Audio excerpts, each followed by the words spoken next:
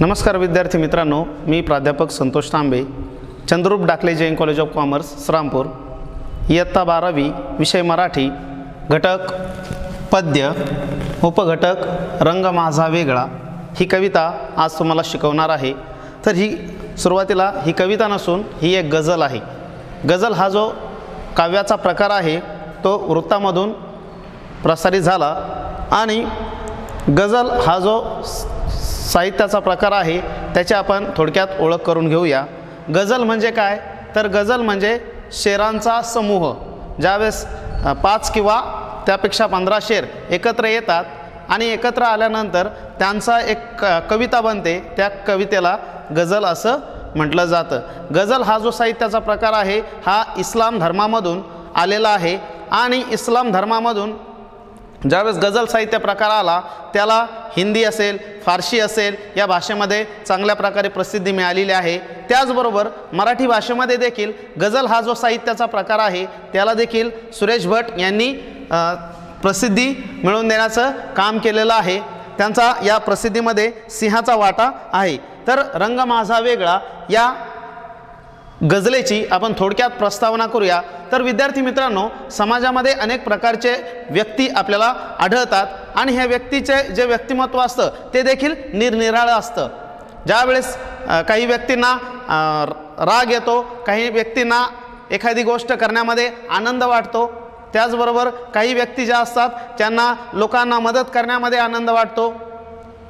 असं समाजामध्ये निरनिराळं व्यक्तिमत्व असलेले लोक पाहायला मिळतात। तर इयत्ता 11वीच्या पुस्तकामध्ये आपला जो पहिला पाठ होता मामू, या मामू पाठामध्ये शिवाजी सावंत यांनी मामूचं जे व्यक्तिमत्व मांडलेलं आहे ते देखील आपण मागील वर्षी अभ्यासलेलं आहे। त्या व्यक्तिमत्वामध्ये आपल्याला मामूचा जो स्वभाव होता तो पाहायला मिळालेला आहे की मामूमध्ये देशाभिमान होता, सेवाभावी वृत्ती होती, सहृदयीपणा, नम्रपणा हा मामूच्या जीवनामध्ये होता आणि त्यामुळे ते मामूचं जे व्यक्तिमत्व आहे ते आपल्याला चांगल्या रीतीने त्या ठिकाणी समजलेलं आहे। तसंच ही जी कविता आहे एका निराळ्या अशा व्यक्तिमत्वाची ओळख करून देते की जे व्यक्तिमत्व आपल्या जीवनावरती प्रभाव टाकत असतं। जसं एखादा थोर समाजसुधारक असेल किंवा एखादा क्रांतिकारक असेल तर त्या क्रांतिकारकाचा किंवा एखाद्या संताचा आपल्यावरती प्रभाव पडलेला असतो आणि त्याच्या प्रभावामुळे आपण आपलं जीवन, आपलं व्यक्तिमत्व तसं घडवण्याचा प्रयत्न करत असतो। म्हणून आज ही जी गझल आहे एका व्यक्तिमत्वाची ओळख करून देणारी गझल या ठिकाणी सुरेश भट यांची पाहायला मिळते। तर आपण सुरुवातीला ही गझल वाचूया आणि त्यानंतर गझलेमधून जो आशय सुरेश भट यांनी सांगितलेला आहे तो आपण अभ्यासणार आहोत। रंगून रंगात साऱ्या रंग माझा वेगळा, गुंतून गुंत्यात साऱ्या पाय माझा मोकळा, कोण जाणे कोठून या सावल्या आल्या पुढे, मी असा की लागती या सावल्यांच्याही झळा, राहती माझ्या सवे ही आसवे गीता परी, हे कशाचे दुःख ज्याला लागला माझा लळा, कोणत्या काळी कळेना मी जगायला लागलो, अन कुठे आयुष्य गेले कापुनी माझा गळा, सांगती तात्पर्य माझे सारख्या खोट्या दिशा, चालणारा पांगळा अन पाहणारा आंधळा, माणसाच्या मध्यरात्री हिंडणारा सूर्य मी, माझियानासाठी माझा पेटण्याचा सोहळा। तर अशा प्रकारे ही 6 शेरांची गझल या ठिकाणी आपल्याला पाहायला मिळते। ही गझल जी आहे यामध्ये सावल्यांच्या झळा, दुःखाचा लळा, मध्यरात्री हिंडणारा सूर्य यासारख्या परस्पर विरोधी भावछटांमुळे अर्थाच्या दृष्टीने गझल एका वेगळ्या उंचीवर पोहोचलेली दिसते। तर बघा, सुरेश भट यांनी एका व्यक्तिमत्वाचं दर्शन या गझलेमधून घडवलेलं आपल्याला पाहायला मिळतं। तर ही जी गझल आहे ती समाजामध्ये अनेक लोक असतात आणि हे जे लोक आहेत ते एकमेकांमध्ये मिळून मिसळून जीवन जगत असतात, त्यांच्याबरोबर एकमेकांबरोबर व्यवहार चाललेला असतो आणि एकमेकांच्या सोबत ते राहतात। मात्र या समाजामध्ये मिळून मिसळून देखील आपलं वेगळंपण हे जपणं आवश्यक आहे, कारण समाजामध्ये अनेक प्रकारच्या व्यक्ती असतात। म्हणून असं म्हटलं जातं की व्यक्ती तितक्या प्रवृत्ती।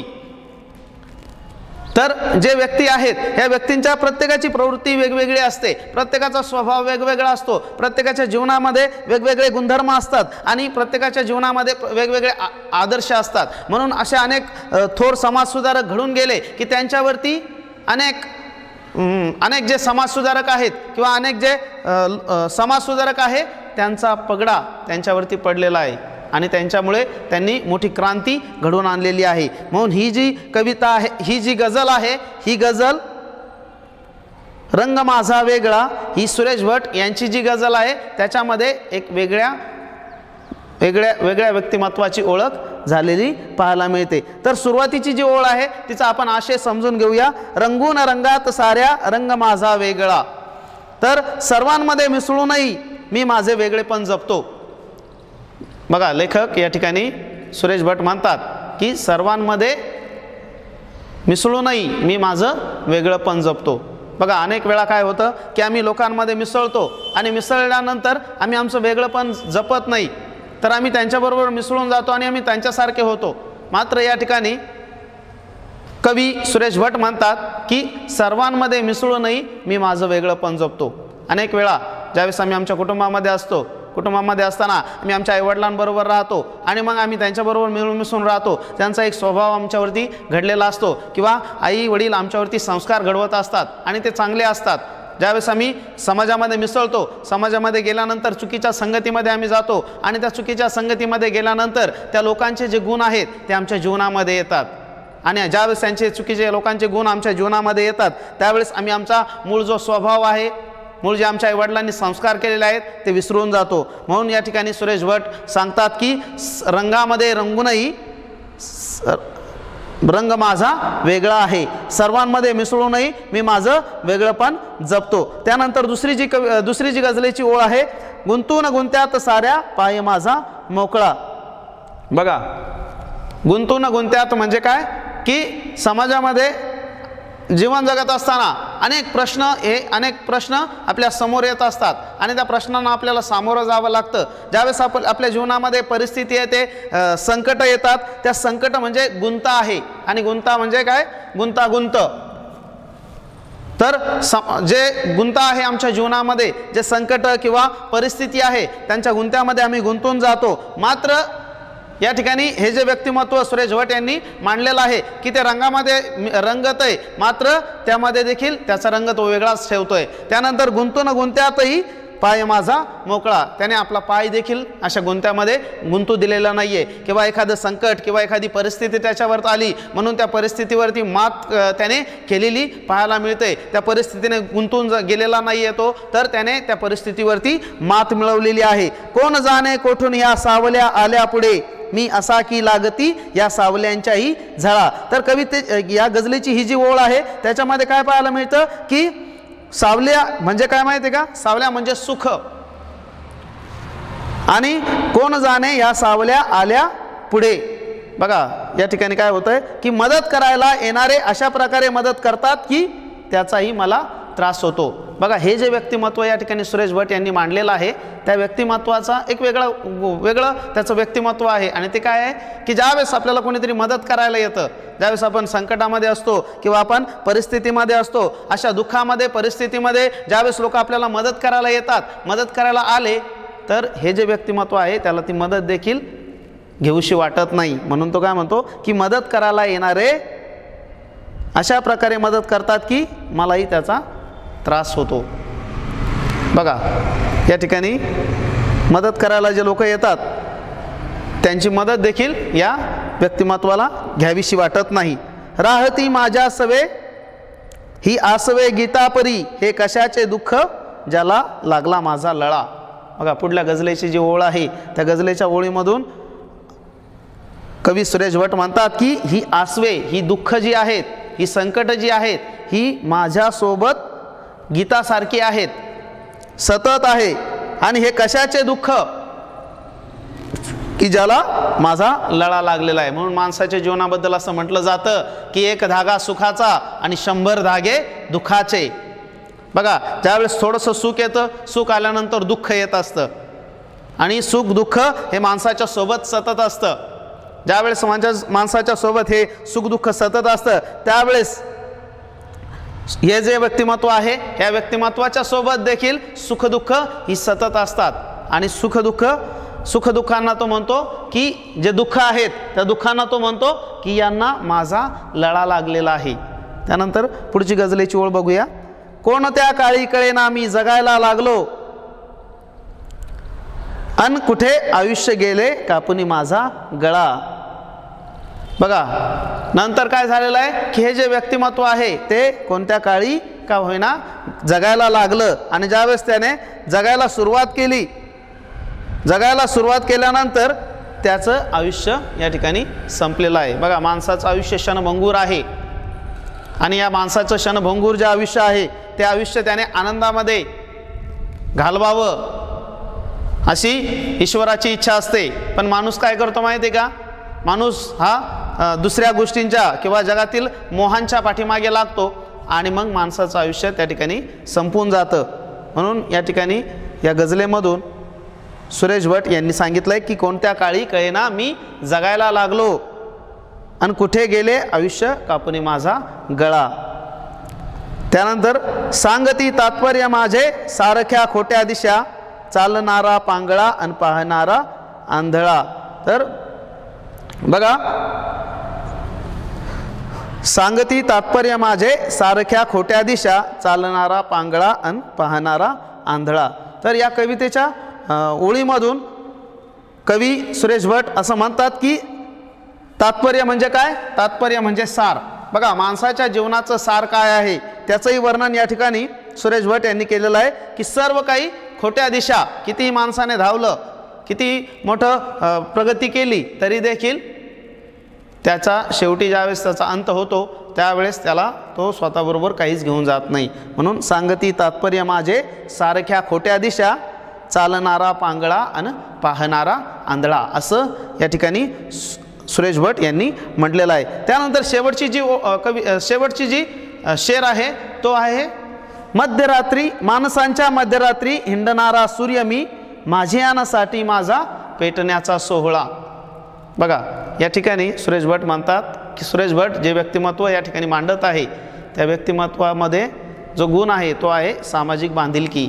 आमची प्रत्येकाची समाजासाठी बांधिलकी आहे, आमच्या देशासाठी आमची बांधिलकी आहे, आणि आम्ही ती जपली पाहिजे. या ठिकाणी देखील हा जो व्यक्तिमत्व आहे हा काय आहे की याने देखील काय केलं आहे, ज्यांचे आयुष्य नैराश्य अंधकाराने व्यापलेले आहे त्यांच्यासाठी पेटून उठणारा मी सूर्य आहे असे तो जेव्हा नमूद करतो तेव्हा त्याची प्रखर सामाजिक बांधिलकी दिसून येते.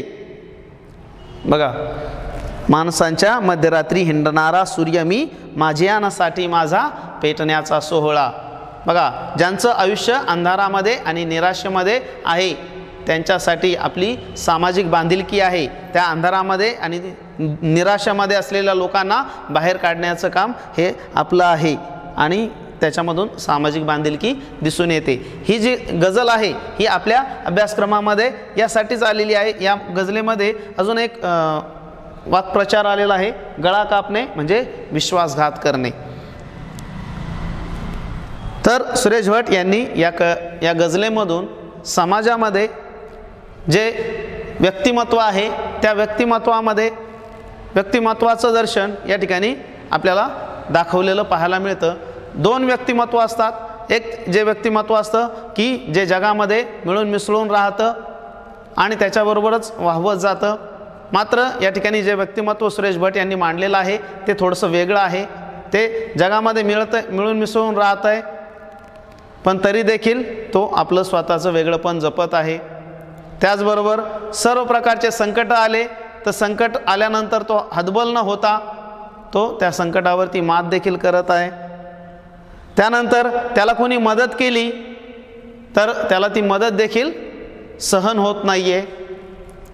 आणि जे दुःख आहे ते त्याच्या जीवनामध्ये सतत असतं तरी देखील त्या दुःखाला न डगमगता तो म्हणतो की त्याला माझा लढा लागलेला आहे.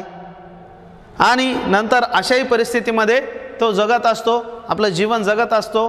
आणि जीवन जगत असताना शेवटी काय होतं की त्याचं आयुष्य देखील संपून जात आहे. त्यानंतर की माणसाच्या आयुष्याचं जे सार आहे ते त्याने या ठिकाणी सांगितलेलं आहे की माणसाच्या आयुष्याचं सार शेवटी माणसाचं जे आयुष्य आहे ते क्षणभंगूर आहे. त्यामुळे ते आयुष्य संपणार आहे. म्हणून जे काही आयुष्य आपल्याला मिळालेलं आहे ते सुखी आणि आनंदी आणि लोकांना मदत करण्यामध्ये घालवावं असंही या ठिकाणी कवी सुरेश भट या कवितेमधून आपल्याला सांगत आहे। त्यानंतर आपली समाजासाठी जी बांधिलकी आहे त्या बांधिलकीचंही वर्णन या ठिकाणी सुरेश भट यांनी केलेलं पाहायला मिळतं। बघा, तुम्ही आणि मी या आपल्या देशाचे नागरिक आहोत आणि आपली समाजासाठी काही बांधिलकी असायला पाहिजे। आपण दीनदुबळ्यांना मदत करायला पाहिजे, आपण त्यांचा सहारा झालो पाहिजे, असंही या ठिकाणी आपल्याला पाहायला मिळतं। म्हणून ते म्हणतात की अंधारा रात्री मी सूर्य आहे आणि आम्ही देखील त्याप्रमाणे काम करायला पाहिजे। म्हणून असं म्हटलं जातं की मरावे परी कीर्तिरूपी उरावे।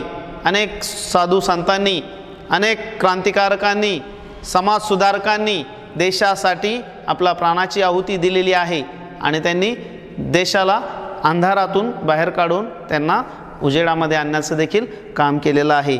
म्हणून या ठिकाणी ही जी गझल आहे या गझलेमधून सुरेश भट यांनी जे आशय या गझलेचा आहे तो आपण या ठिकाणी अभ्यासलेला आहे। बघा, समाजामध्ये अशाही प्रवृत्तीचे लोक आढळतात की जसं संत तुकाराम महाराज म्हणतात की ऐसे कैसे झाले बोंधू, कर्म करुणी म्हणती साधू, अंगा लावून या राख, डोळे झाकून करती पाप। बघा, समाजामध्ये अशाही स्वरूपाचे लोक पाहायला मिळतात की ते स्वतःला साधू संतासारखं समजतात आणि साधू संतासारखं वावरतात। त्यांचे विचार साधू संतासारखे असतात। लोकांना ज्यावेळेस शिकवतात, सांगतात, त्यावेळेस त्यांचे विचार हे लोकांना असं वाटतं की खूप महान आहेत। मात्र ज्यावेळेस त्यांना वेळ मिळतो त्यावेळेस ते काय करतात की त्यांचे जे आतलं जीवन असतं ते अत्यंत अंधकाराने व्यापलेलं असतं, चुकीच्या गोष्टीने व्यापलेलं असतं। म्हणून साधूकडे आपण ज्यावेळेस बघतो त्यावेळेस आपला बघण्याचा दृष्टिकोन हा कसा असला पाहिजे तेही या ठिकाणी आपल्याला अभ्यासायला मिळतं। अशा प्रकारे रंग माझा वेगळा ही सुरेश भट यांची गझल आपण या ठिकाणी अभ्यासलेली आहे। धन्यवाद।